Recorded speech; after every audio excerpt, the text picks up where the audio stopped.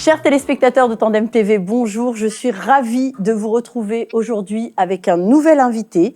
Nous l'avions accueilli il y a à peu près 2 ans, une première fois, en pleine crise Corona et quelques semaines avant les élections américaines. C'est une star des réseaux sociaux, youtubeur à plus de 100 000 abonnés et au discours politiquement très incorrect. Je suis très heureuse de partager ce moment avec Aldostérone. Bonjour cher Aldo. Bonjour à tout le monde sur Tandem TV. Bonjour Aldo, alors très contente de vous recevoir. Tellement de choses qui se sont passées depuis notre dernier échange. C'était en 2020. On a l'impression que notre monde a changé depuis. Mais surtout, vous Aldo, vous avez dépassé sur YouTube les 100 000 abonnés sur votre canal Aldostérone. Vous avez même dépassé les 105 000. Et vous enregistrez toujours dans votre voiture. Aujourd'hui, vous n'avez pas les lunettes de soleil, mais en général, vous les portez toujours. Et vous avez même créé une nouvelle chaîne YouTube, Aldostérone Aviation, où vous frôlez déjà quand même les 25 000 abonnés. Vous faites comment ? En fait, tout d'abord, merci de m'inviter. Pour les 2 ans, on s'est parlé il y a 2 ans. Mais à la vitesse à laquelle l'actualité est en train de changer, si on se revoit dans 2 ans, déjà, je ne sais pas si on sera là. Et puis, je ne sais même pas à quoi notre monde ressemblera. Oui, j'ai dépassé les 105 000 abonnés sur ma chaîne. Il y a même YouTube qui m'a envoyé une très jolie plaque. Alors, il ne faut pas se leurrer. On a tous son petit fond d'ego comme ça. Donc, Bien oui, ça m'a fait sûr. plaisir, le temps d'un moment. Mais en même temps, c'est une grosse responsabilité parce que ça veut dire que de plus en plus de gens m'écoutent Alors et je voilà, dois faire gaffe. j'allais Voilà, il y a des vraiment, choses que c'est exactement la question que j'allais vous poser. Je vous trouve plus prolifique, vous faites plus de vidéos, j'ai l'impression que vous variez plus les sujets. Est-ce que ça vous a, vous avez ressenti au palier de ces 100 000 abonnés une responsabilité envers un public, votre public ? Il y a la responsabilité, mais il y a aussi la demande. C'est-à-dire que j'ai un public qui me dit, écoute, tu n'es pas obligé de nous parler seulement d'immigration ou seulement de tel ou tel aspect de la politique, on veut t'entendre sur le reste. Tellement ils voulaient m'entendre sur le reste que j'ai dû créer un canal d'aviation parce que j'avais plein de choses à dire sur l'aviation, mais je ne voulais pas mélanger cela avec mon canal historique, on va dire. Donc, j'ai créé un autre canal et ça marche très bien. Elle est suivie même par des pilotes, des contrôleurs aériens, des techniciens d'avion et tout. Il y a un très bon retour de ce canal. C'est passionnant. Moi, pour vous suivre sur les deux chaînes, franchement, l'une comme l'autre, c'est passionnant. Alors, on rappelle, Aldostérone, pour commencer, que vous êtes d'origine et de nationalité algérienne et qu'après être passé par la France, par la Suisse, vous avez posé vos valises en Angleterre, au Royaume-Uni, où vous vivez aujourd'hui avec votre famille. Alors, comme je l'ai dit, vous enregistrez presque toujours de votre voiture, même si cet été, on a pu aussi vous voir au bord d'une piscine. Et vous commentez donc toujours l'actualité. Mais les sujets que vous choisissez de traiter, je trouve qu'ils ont évolué depuis la dernière fois qu'on s'était parlé. On vous entend, comme vous le disiez à l'instant, moins sur l'immigration ou l'islam et plus sur les crises énergétiques, climatiques et sur la gestion de ces crises par les dirigeants occidentaux. En revanche, vous avez conservé ce ton particulier qui est le vôtre et qui est de plus en plus éloigné de la doxa et du politiquement correct. L'analyse que vous faites aujourd'hui de notre époque et de notre monde occidental est plutôt très pessimiste et pourtant vous n'êtes pas un juif ashkénaze. Alors, dites-nous Aldostérone, d'après vous, quel avenir pour des pays comme la France ou l'Angleterre dans les prochaines années ? Et vous, où est-ce que vous voyez votre avenir dans les 5 ou 10 ans, peut-être avec votre famille ? Alors, pour compléter votre présentation, je suis britannique aussi, c'est très important. Bien sûr. C'est mon pays d'accueil. Je ne suis pas juif ashkénaze, mais peut-être je partage avec les juifs ashkénazes ce pessimisme très sémite, quelque part. Alors, aujourd'hui, je suis très inquiet. Je suis très inquiet de l'Occident et je ne suis pas nécessairement inquiet des crises qui frappent l'Occident. Je suis inquiet de la réponse à ces crises. C'est comme pour le Covid, par exemple. Le Covid n'était pas le problème. C'est la réponse, c'est comment on va réagir. Donc pareil, aujourd'hui, il y a des tensions, il y a des problèmes collectifs, comme les problèmes de l'écologie, les problèmes économiques, tout ça. Mais quand on regarde derrière, on va voir qu'il y a quand même un bon fond de mauvaise gestion. On a même l'impression par moments qu'on vit avec des Philistins, qu'on vit avec des destructeurs, que la destruction économique est faite exprès. Parce que soit elle est faite exprès, maintenant si on dit non, exprès, ce n'est pas possible, alors il va falloir expliquer la génération spontanée, littéralement. C'est comment on va arriver à des décisions qui s'emboîtent les unes derrière les autres pendant des décennies et qu'elles vont toutes dans le mauvais sens. Quelqu'un qui aurait géré un pays occidental avec une pièce de monnaie ou un dé aurait eu de temps en temps, les probabilités étant ce qu'elles sont, aurait eu de temps en temps une main heureuse, aurait de temps en temps pris la bonne décision. Alors que là, on a une succession de mauvaises décisions. Comme Madame Merkel prend en 2012 une décision ahurissante, elle est en train de discuter autour d'une table avec son mari, qui est universitaire, autour d'un verre de vin rouge, dit-elle, et elle décide que l'Allemagne devra détruire son parc nucléaire d'ici 2022. Ben là, elle avait peut-être besoin, c'était politiquement, elle avait peut-être besoin des écologistes pour continuer d'exister et de gouverner politiquement en Allemagne. Donc c'est peut-être aussi c'était pragmatique électoralement et politiquement pour elle. Pas pour son pays, mais pour elle. Quelque part, j'accepte votre argument. Et ça nous rejoint, donc ça, on va rejoindre autre chose, c'est que l'Occident est habité d'une parole de mort. Ça signifie aujourd'hui, si je faisais de la politique, je devrais promettre aux Occidentaux de raser le pays au bulldozer pour marquer des points sur le plan électoral. Je vais tout détruire, votez pour moi. Et malheureusement, aujourd'hui, moi je soutiens que l'Occident est habité par une parole de mort. Ouais. Et cette parole-là va justifier toutes les décisions qui sont prises, que ce soit au niveau sociétal, culturel, économique, géostratégique, tout est en train de verser littéralement dans le même réservoir, celui de la mort. Il y a une volonté de mourir, d'en découdre, d'en finir. Et personnellement, je ne me vois pas sur les 10 prochaines années en Occident. Je dois quitter cet endroit. Oui, cet endroit commence à inquiéter.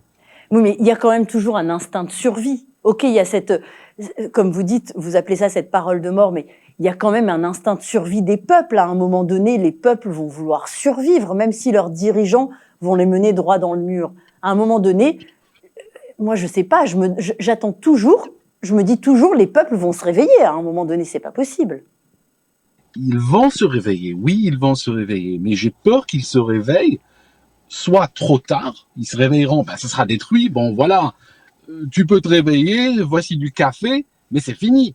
Voilà, on est réveillés, on est tous réveillés, mais on peut que pleurer, donc c'est fini. Ce qui est derrière, les dégâts qui sont en train d'être causés aujourd'hui, on pourra pas les renverser, ou on pourra pas les retourner sur un claquement de doigts. Il faudra peut-être des générations pour reconstruire. Et j'ai peur aussi d'un réveil de la mauvaise façon, parce qu'on peut aussi avoir un réveil qui se fera dans la violence, qui se fera dans des guerres civiles, qui se fera, les uns tapent sur les autres pour une baguette de pain. On l'a vu à l'époque du Covid, les gens sont arrivés aux mains pour du papier de toilette quand même. Oui. Donc, si aujourd'hui les peuples se réveillent, mais finalement ils se réveillent parce que le frigo est vide et parce qu'ils ont faim, on peut arriver à des réveils qui se feront dans la violence et qui ne vont pas être porteurs d'un changement ou d'un espoir quelconque. Parce que là, on sent une apathie, alors peut-être qui a été effectivement engendrée par cette période de Covid, mais on sent quand même cette apathie dans les peuples, on sent cette acceptation, quoi qu'il arrive. Il y a une apathie, oui, il y a une apathie, mais c'est peut-être lié au Covid, dans le sens qu'à l'époque du Covid, on avait de la part des États une communication cataclysmique, une communication apocalyptique, irresponsable en réalité. Ouais. On nous a promis des millions de morts, on nous a promis une hécatombe qui n'a pas eu lieu. On se souvient donc, du discours d'Emmanuel Macron qui a dit « nous sommes en guerre ». Oui, donc forcément aujourd'hui, les gens entendent des propos excessifs, mais peut-être qu'ils sont un peu habitués aux propos excessifs de la part de leur politique, de la part des médias, les journaux britanniques. Si je regarde sur les 10 dernières années, les 3/4 des unes, parce que la peur vend, Mm. Les trois quarts des unes sont des unes de fin du monde. Même quand l'actualité est creuse, qu'il n'y a rien, ils vont trouver un produit qu'on utilise tous les jours et ils vont se dire, d'après une telle étude, ce produit serait cancérigène. Voilà, on va tous mourir. Ouais.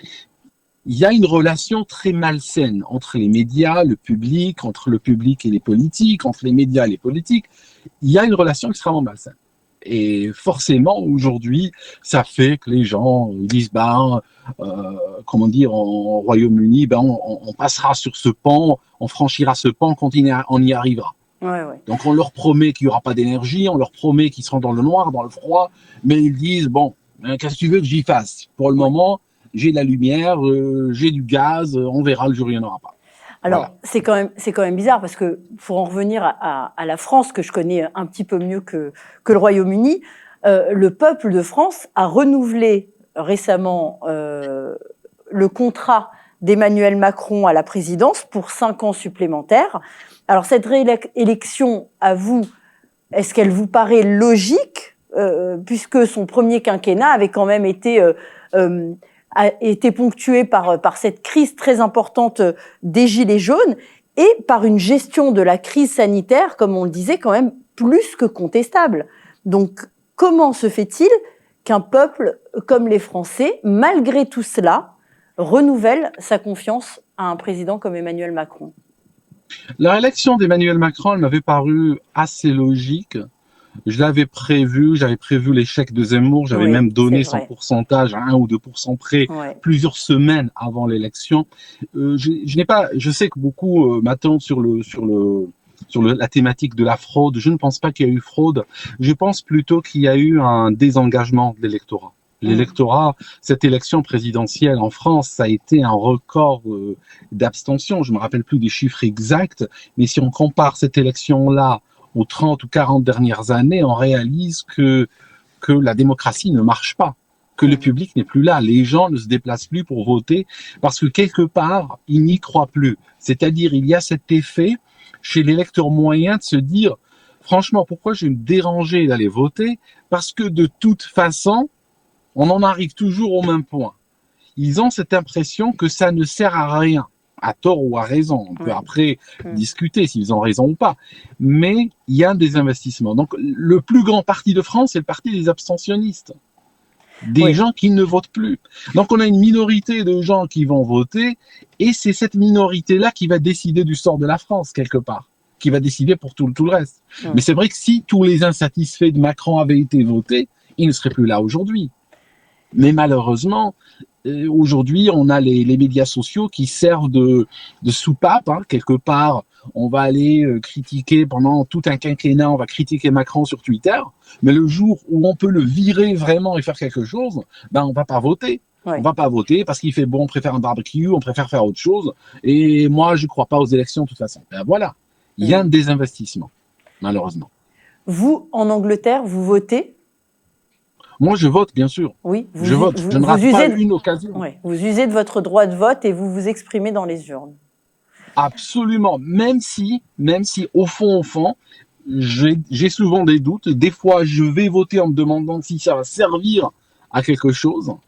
Mais je pense que mon rôle de citoyen est de voter, et donc je vais voter. Je ne rate aucune élection. Alors, comment vous expliquez justement, vous parliez d'Éric Zemmour tout à l'heure, comment vous expliquez, alors qu'on sait, d'après les sondages, d'après les enquêtes d'opinion, que le peuple est vote plus aujourd'hui à droite, que le peuple de droite est plus nombreux que celui qui vote à gauche? Comment est-ce que vous expliquez la déconfiture d'Éric Zemmour, alors qu'il a quand même... Il a survolé pendant toute la première période de la campagne électorale le paysage, et finalement, ça a été vraiment une déconfiture. Et Marine Le Pen, elle essaye encore et encore et encore et encore, mais non, rien à faire face à Emmanuel Macron. Bon, Marine Le Pen, je pense qu'elle perdra face à n'importe qui. Ouais. De toute façon, on peut toujours très facilement et en toute sécurité miser toujours sur le candidat qui est face à Marine Le Pen. Ça, c'est une certitude. Donc, on a littéralement grâce ou à cause du Front National, on a le choix politique en France, on a le champ politique qui est verrouillé. Donc on arrivera à chaque fois à la même équation. Par rapport à Zemmour, je commentais régulièrement sa campagne, et autant au départ j'étais optimiste, autant à un moment donné j'ai commencé à dire, hé les gars, Zemmour, il va au mur. Zemmour a été mal conseillé, je pense. Et c'est un polémiste, oui, mais ce n'est pas un homme politique à la base. Bien Fondamentalement, sûr. il est sorti du studio de cinéma ou d'enregistrement ou de TV ou de radio, et il a voulu mettre le costume du politique. Le mettre dans une situation particulièrement délicate parce que c'était une élection présidentielle. Il se serait attaqué dans sa vie à d'autres mandats, à des mandats peut-être plus faciles, plus accessibles. Il aurait pu développer un peu de sens pour l'électorat. Il aurait pu développer un sens pour ce qui se dit, ce qui ne se dit pas, la relation aux journalistes, la relation au public, comment on se présente et quelle image qu'on veut faire passer. Lui a commencé tout de suite par l'élection la plus difficile qui puisse exister, l'élection présidentielle. Et à un moment donné, il s'est trop radicalisé. À un moment donné, il était, on dirait plutôt qu'il faisait une campagne pour devenir le shérif de France ou pour devenir le ministre de l'Intérieur de France. C'est-à-dire que quand on veut devenir président, on parle de beaucoup de choses, dont l'immigration, dont l'insécurité. Mais il ne faut pas que ça devienne, et Marine Le Pen d'ailleurs, même Marine Le Pen a fini par le comprendre après beaucoup d'échecs. Tout candidat qui part à l'élection présidentielle en disant « moi je suis là pour régler le problème de l'islamisation, les banlieues, la sécurité, le terrorisme, tout ça », est voué à l'échec. C'est une des, ça semble être une constante, c'est un paradoxe de l'électeur français. Parce que oui, dans la rue, l'électeur français va toujours vous dire oui, on en a ras-le-bol, on peut plus sortir le soir, on se fait agresser, tout ça. Oui, ils parlent tous comme ça, c'est vrai. Mais quand quelqu'un arrive avec des solutions, celle-ci leur semble un peu trop brutale, un peu trop violente, trop radicale, et ça finit par repousser. Et puis après, ils vont soit voter contre, soit ne pas voter du tout, mais ils se disent... moi, j'ai connu des gens qui étaient extrêmement pro-Zemmour au départ. Mais vers la fin, ils se sont dit non, il est trop radical, il va trop loin. Avec sa théorie sur comment il l'a appelé, la rémigration, par exemple. La remigration, oui. La remigration, ce mot lui a coûté 10%. Ouais. C'est quand il a parlé de rémigration qu'à l'époque, je disais, oups, là, il passe sous les 10%, là, il passe sous la barre des 10%. C'est-à-dire que plus il descendait dans les sondages, plus il y répondait par de la radicalisation, par des propos de plus en plus provocateurs. De sorte qu'à un moment donné, le mot que j'utilisais à l'époque, je disais, les gars, il est en train de devenir littéralement le bouffon de la campagne électorale. Il ne veut pas gagner. À un moment donné, dans certains cercles, on disait, il veut peser sur le débat. Il n'est pas là pour gagner, il ne cherche pas à gagner. À un moment donné, c'était clair que M. Zemmour ne voulait pas gagner. Il voulait juste peser sur le débat. Il y avait un message qu'il voulait faire passer, et il utilisait la tribune, parce que là, il y avait une tribune où on ne risquait pas de lui couper la parole, et il voulait l'utiliser pour faire passer un certain message. C'est tout. Mais je trouve dommage, parce que réellement, je pense qu'il avait de quoi remporter cette élection.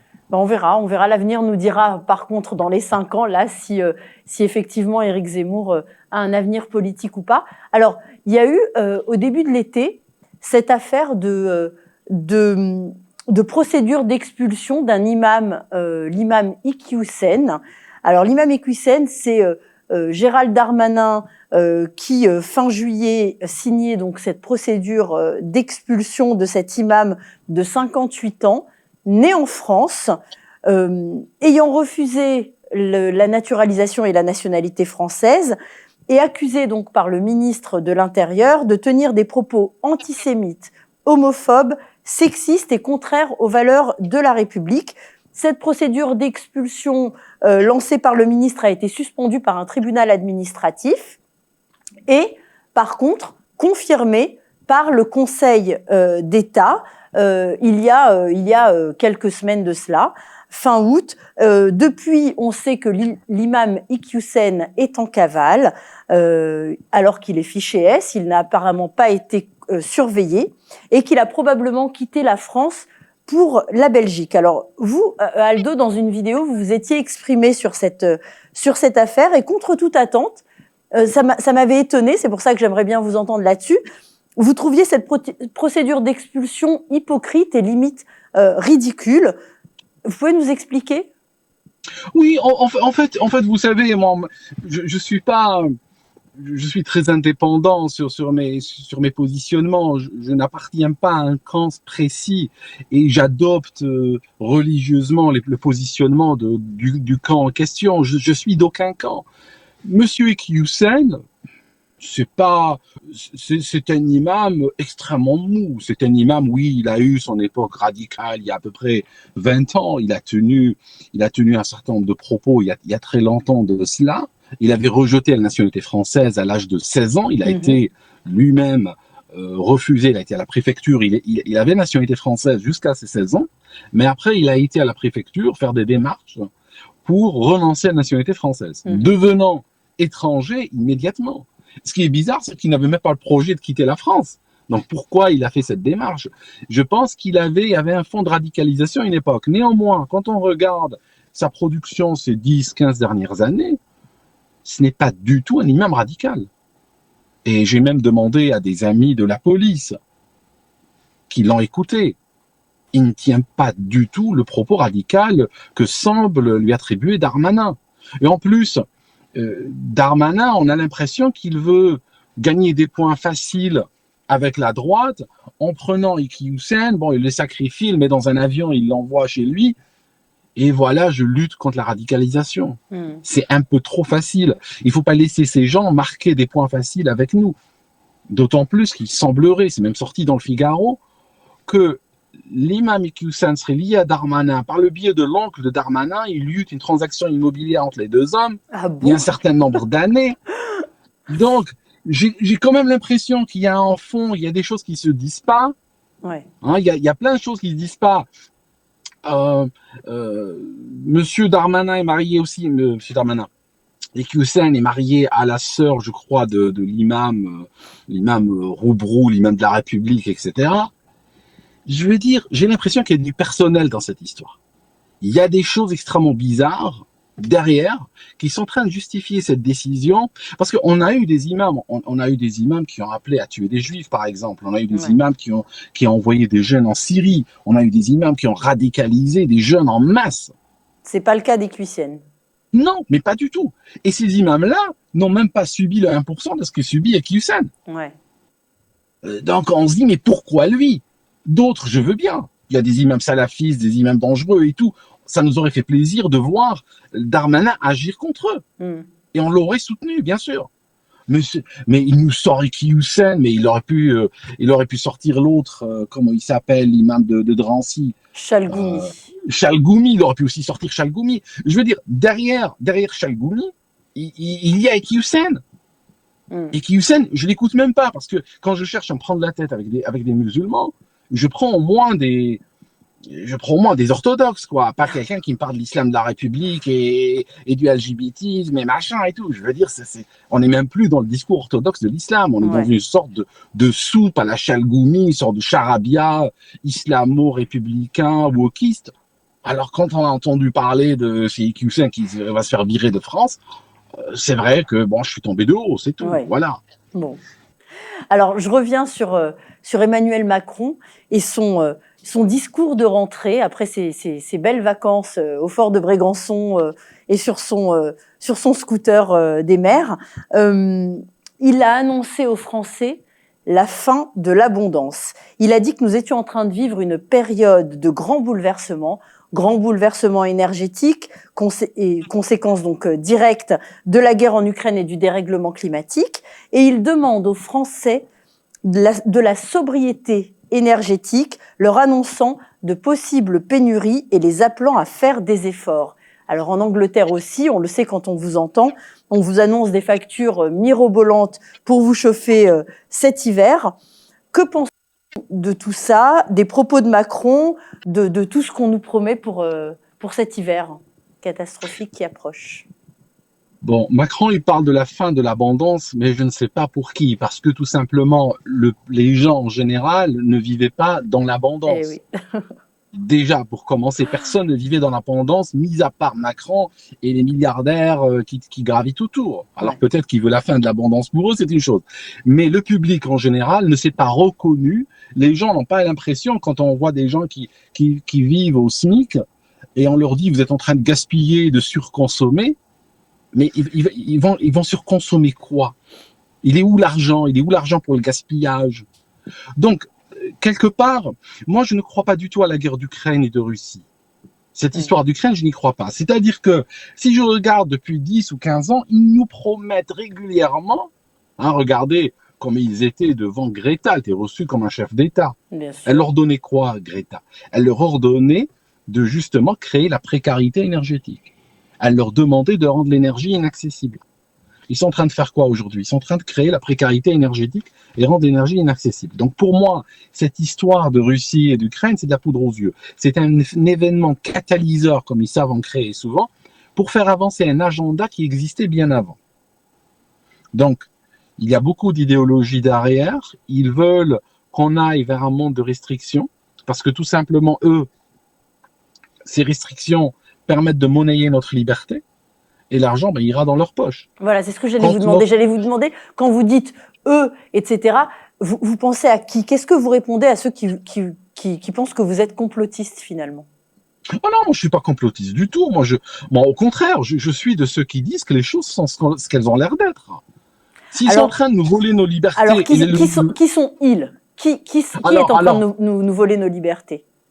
Qui sont ils? Bon, c'est la caste politique, avec la caste financière, les milliardaires qui gravitent autour, plus des idéologues étrangers, comme par exemple Monsieur Schwab ou Monsieur Bill Gates ou Greta ou d'autres officines d'influence qui sont étrangères. Hein, si on parle de France, il y a des influents en France, mais il y a aussi des influences qui viennent de l'étranger. Et ces gens-là ne vont correspondre, on va pas pouvoir les déterminer selon des lignes religieuses ou des lignes ethniques ou autres. Ce sont des gens qui transcendent tout cela, qui sont au-dessus de tout ça, mais clairement nous promettent des lendemains qui déchantent depuis très longtemps. C'est des gens, ils veulent que nous restions à la maison. Ils veulent qu'on restions chez nous. Et c'est une sorte, je vais utiliser un mot un peu fort, c'est une sorte de génocide soft. Ça signifie que quand on a le génocide type Rwanda, qu'est-ce qu'on fait? Type Rwanda, on fait quoi? On va éliminer les personnes qui nous dérangent, dont on ne veut pas voir la présence. Mais on peut faire la même chose, sans en arriver à la fusion de sang. On peut vider la vie, hein, et ça c'est vraiment le fond de ma pensée, on peut vider la vie de tout son sens. Je ne veux plus vous voir, vous n'avez pas le droit de vivre, de travailler, de vous chauffer, de vous illuminer, de prendre une douche, de manger, juste disparaissez de ma vue. C'est tout, il n'y aura rien pour vous, c'est fini. Tout pour nous, rien pour vous. Voilà, je vous donne un exemple. On a été jusqu'à dire que les femmes qui accouchent et qui respirent, vous savez, on leur donne ce gaz qu'elles respirent qui permet de réduire la douleur, que ce gaz-là peut causer le changement climatique.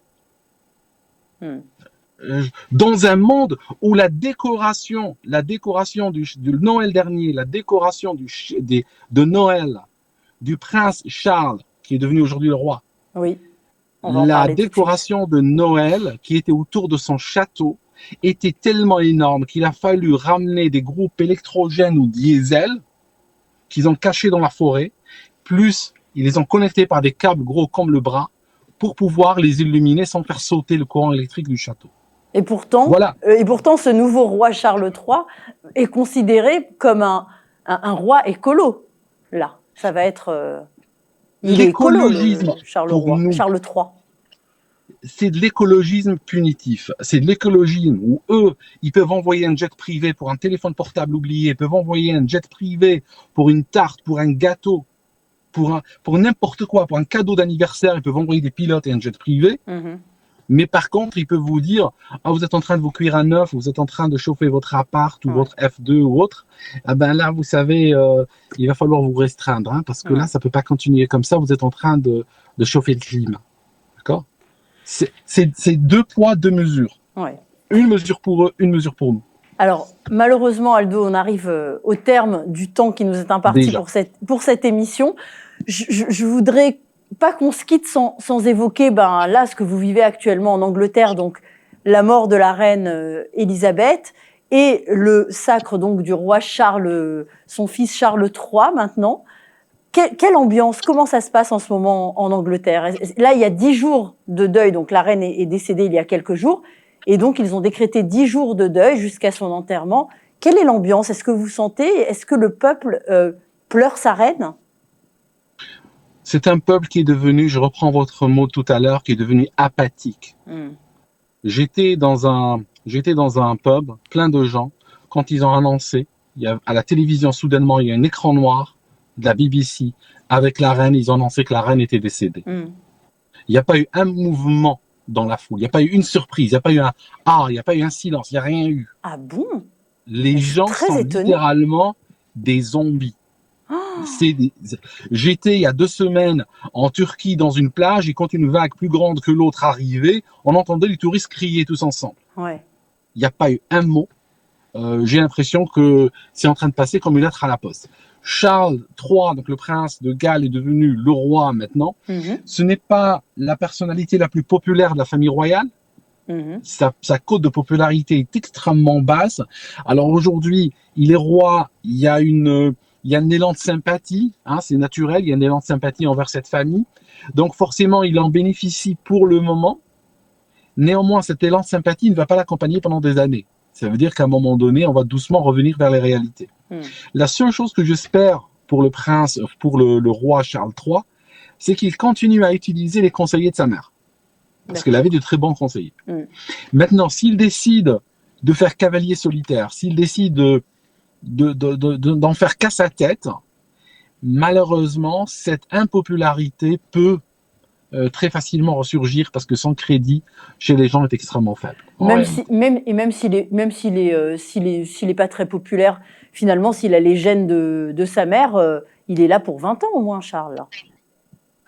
Oui, il a 73 ans. De toute l'histoire du royaume, c'est la personne la plus âgée qui a accédé au trône. Ouais. Donc effectivement, s'il a les gènes de sa mère, il est là pour les 20 ou 30 prochaines années. En tout cas, j'espère, on a toujours cette attitude ici d'espérer au souverain, et on espère qu'il sera bien guidé, on espère qu'il saura être à la hauteur des responsabilités qui sont les siennes aujourd'hui. Mais bon, je le dis quand même avec une once d'inquiétude. Bon. Alors écoutez Aldostérone, merci beaucoup, merci d'avoir accepté mon invitation. Je vous propose, parce qu'il y a encore plein de sujets dont on aurait pu parler, je vous propose de nous retrouver cette fois-ci, de pas attendre 2 ans, de nous retrouver dans les 2-3 prochains mois, peut-être à l'approche des élections de mi-mandat des États-Unis, vers le mois d'octobre-novembre, pour en parler. Qu'est-ce que vous en pensez? Vous êtes d'accord? Ça sera avec plaisir. Merci beaucoup. Voilà, donc on se donne rendez-vous d'ici 1 mois ou 2 pour parler de tout ça. Merci Aldostérone, une très bonne continuation. Et puis en Angleterre ou ailleurs, la prochaine fois vous nous direz où vous pensez aller vous installer si vous ne restez pas en Angleterre. Merci à vous de nous avoir suivis sur Tandem TV pour ce nouvel invité 2 avec Aldostérone ce soir. Je vous donne rendez-vous très vite pour un nouvel invité, de nouveaux sujets, et toujours sur Tandem TV. Au revoir. Au revoir Aldo. Au revoir.